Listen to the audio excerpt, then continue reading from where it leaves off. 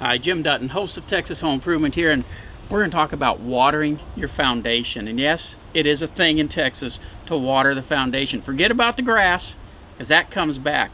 Foundation problems, though, they don't go away by themselves, so you need to stop it before it gets started. And what causes most foundation problems? The soils, when they dry out, they shrink. When they get wet, they'll expand again, but not as much as they were the time before. So a period of years of going through those cycles, you get foundation settlement. Most homeowners notice the problem when a house is about 18 years old, but there's a lot of things you can do to avoid foundation problems. The biggest one, water the foundation. Now we're going to go through the steps of hooking up a do-it-yourself foundation watering system. Real quick, it's simple and it doesn't cost you an arm and a leg. I can tell you, if you wanted to have a professionally installed drip irrigation system around a foundation, you're looking at somewhere between $3,000 and $4,000. This simple do-it-yourself system we're going to talk about will run you about $250. So there's a huge difference, and all it requires on your part is a little elbow grease. So let's get started. First thing, we've got our hose bib here. On this hose bib, you'll see a backflow preventer. That's pretty much mandatory in most places, and what that does is it keeps the water from siphoning back up into the potable water supply. Critical if you're in an area especially that floods. Even though we're using soaker hoses, which won't siphon, if the whole thing is underwater, guess what? It will siphon at that point. So make sure you use that. Now on this particular do-it-yourself system, I've already got an anti-siphon on here. I'm going to go ahead and show it to you, even though we're not going to use it. This is real cheap. It's about 10 bucks. If you already have this one on, though, you don't need to worry about this. We're going to leave that off so that we can see better what we're doing here. The first thing I'm going to do is hook a Y up. The reason for the Y, so you can send the water in both directions. You can use one side of the Y for watering the foundation, the other side for still washing the car, doing things like that. Maybe you want to water some plants or something. Next thing, we've got our timer. I know. Everybody says they're going to go out and turn the water on and off. You need to water the foundation twice a day. That's 4 times going out to turn the water on or off. You're not going to do it. I don't care what you think, you're not going to do it. Put a timer on. A cheap one will cost you 50 bucks and it goes up from there. Again, they're real simple to install. It just screws on just like the water hose does. And I'm going to get up here where we can attach this properly.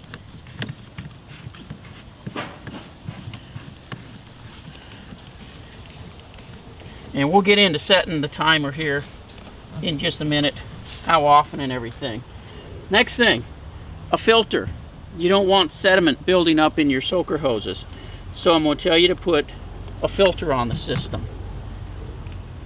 And this is nothing but a screen filter. Again, screws on just like a water hose does. But it'll siphon out, filter out all the debris. Now this is the trick here. This is a pressure regulator. City pressure comes in between 50 and 80 psi. You want to drop that city pressure down to about 10 to 15, 20 psi max. The reason for that, these soaker hoses, you get a lot of water at the beginning of the hose, hardly anything at the end. And yes, they come with this little blue plug and that's supposed to regulate it. It don't do diddly. Take that thing out, throw it away, and use this instead. By using this, you'll get an even water dispersal all the way around. Okay, now we're going to put our pressure regulator on. Then, okay, we're going to attach another Y, and the reason for this other Y, you're going to find a faucet that's somewhat in the middle of the house, and you're going to send soaker hoses in both directions around the home. That way you don't have to tie up more than one faucet and you don't have to buy more than one setup. So we got our Y on here. We're ready to send water around both directions. And basically we take our soaker hose, we tie it on, we send it and put it in both directions. Now you can start this system on the ground surface. Now what I recommend though is you bury it anywhere from 2 to 8 inches But whether it's on the surface or buried, keep it 12 to 18 inches away from the foundation. If you got bushes and stuff, it's flexible. Just go around the bushes.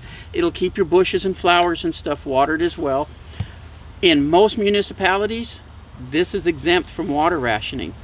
So if we're on water rationing and you want to continue to water your foundation and your flowers at the same time, this is your solution for that as well. Again, when you get energetic, get your shovel, dig a little trench around the foundation. Again, 2 to 8 inches deep, 12 to 18 inches away.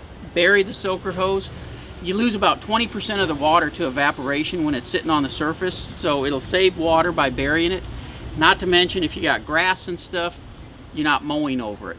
So it's good to keep it buried. Now, where you're installing your watering system, you're going to send the soaker hose around in both directions like we already talked about. The thing is, when you come to a patio, a wood deck, the driveway, go around those like they're part of the structure, because that is going to act as a natural moisture barrier. It keeps the sun from beating on the soil and taking moisture out. So by going around them, the moisture will migrate to the middle just like you need it. This also helps with the center of the house. And in a lot of cases, if your house is only down like a ½ inch or 3/4 of an inch, this is all you need to correct the problem, whether it's exterior or interior. Now, if you're dealing with an interior problem and you're going to try to fix it by watering, you can figure it's going to take you about 2 years of watering to raise that middle. If you're dealing with the exterior, you usually can see signs of it changing within 6 months. Now, as far as how often do you run it, I tell people set it up to start with twice a day, 15 minutes each time. By twice a day, you're giving it a little bit of water on a regular basis, because you're trying to get this water to soak anywhere from 5, 6, 7 feet deep into the ground. So it takes a little moisture on a regular basis, and through capillary action through the soils, the water will migrate down. To check it, you take a large screwdriver, stick it in the ground. If the soil comes out moist, you're perfect. Leave it at that. If the soil is hard and dry and you see it pulling away from the foundation, turn it up. Go to 20 or 25 minutes. If you stick the screwdriver in, you pull it out, and you're getting that slurpy sound, you're getting too much water, cut it back to 10. I recommend you check it about once a quarter and make your adjustments. Don't just think you're going to put this on and forget about it. It is something you do have to check periodically. And then once a year, take the filter off and clean it. That's the only maintenance you need to do. Typically, a do-it-yourself system like this will last something around 10 years or so, and then you'll have to replace the hose. Obviously, you're going to have to replace batteries in this, but the rest of the stuff should just keep going. I hope this helps you with your home watering foundation needs. Again, if you're in Texas and you're on black gumbo clay soils or red expansive clay soils, this is a must, or you need to keep the Foundation Guy's number handy. Need more tips like this? Go to thipro.com, and I'll talk to you later. For more videos and tips like this, subscribe to our YouTube channel or go to thipro.com.